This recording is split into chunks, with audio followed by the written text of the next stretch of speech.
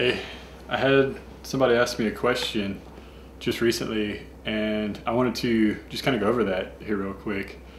The person said, Pastor Sam, how do we show love or even walk in love when there is so much hate?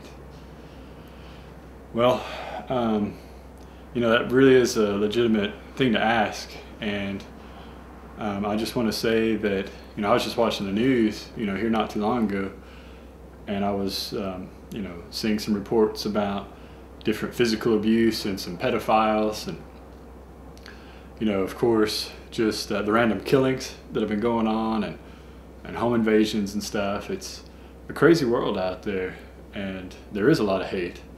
So it's a very good question. And to the person who asked that question, I want to say thank you for bringing it up, because I believe there are more people who are thinking the same thing. I want to look at something that Jesus said in the book of Matthew chapter 24. He's talking about the end of the world. In verse 12, sin will be rampant everywhere, and the love of many will grow cold. But the one who endures to the end will be saved. And the good news about the kingdom will be preached throughout the whole world, so that all nations will hear it. And then the end will come. So Jesus said that, sin and lawlessness will abound. All these bad things are going to be happening. And the love of many will grow cold. Now, God doesn't want love to grow cold inside your heart.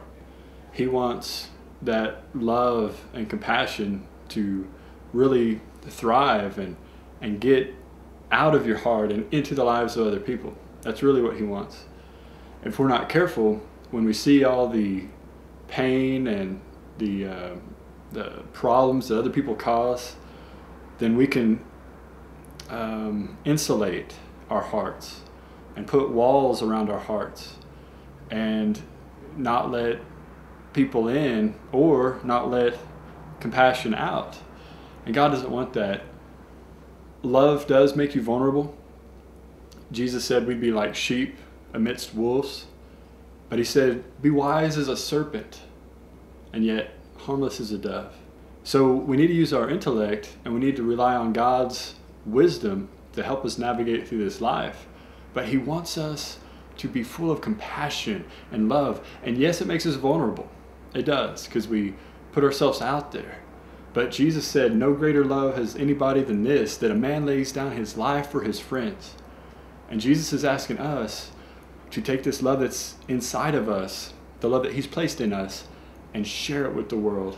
Because if we will share the love of God with this world, then we're going to help people be connected to God. And the people who are connected to God and relying on his strength, they're not going to be doing these hateful things anymore. They're not going to be killing people. They're not going to be abusing people, because God will start to forgive them from their past and bring them into a new future to where all things are new and all things are lovely. And that's the way God works. But if you shield your heart, then you're not going to be able to help people the way they need it. God is looking for you to receive his love and then pour it out to other people. God loves you, and God loves the world.